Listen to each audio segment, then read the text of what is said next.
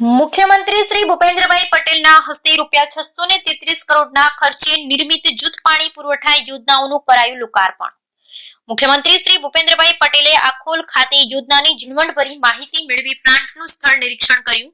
192 ગામના કુલ 7 લાખ નાગરિકો માટે દૈનિક 6.40 કરોડ લીટર પાણી પીવાનું મળી રહેશે। સરહદી જિલ્લા બનાસકાંઠામાં પીવાના પાણીની સમસ્યાના કાયમી નિરાકરણ માટે સરકાર શ્રી દ્વારા અનેક પગલાં લેવામાં આવ્યા છે, જે અંતર્ગત કુલ ₹633 કરોડના ખર્ચે તૈયાર થયેલ ડીસા અને લાખણી તાલુકાના પાણી પુરવઠાની સુધારણા યોજનાના વિકાસ કાર્યનું આજરોજ ડીસાના આખોલ ખાતે મુખ્યમંત્રી શ્રી ભૂપેન્દ્રભાઈ પટેલના હસ્તે લોકાર્પણ કરાયું હતું।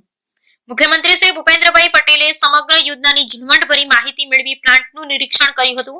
બનાસકાંઠા જિલ્લાના ડીસા, લાખણી, કાંકરેજ અને દિયોદર તાલુકાના ગામડાઓ અને થરાદ શહેરને પીવાનું શુદ્ધ પાણી મળી રહે તે માટે ગુજરાત સરકાર દ્વારા દેવપુરા વાવ ઓફટેક અને રાણકપુર ઓફટેક સુધારણા યોજના વર્ષ 2020માં તૈયાર કરવામાં આવી, જે યોજનાની કામગીરી પૂર્ણ થતા ડીસાના આખોલ ખાતે મુખ્યમંત્રી શ્રી ભૂપેન્દ્રભાઈ પટેલના હસ્તે લોકાર્પણ કરવામાં આવ્યું। આ યોજનાથી ડીસા, લાખણી, દિયોદર, કાંકરેજ અને થરાના કુલ 192 ગામના કુલ 7 લાખ નાગરિકો માટે દૈનિક 6.40 કરોડ લીટર પીવાનું પાણી મળી રહેશે।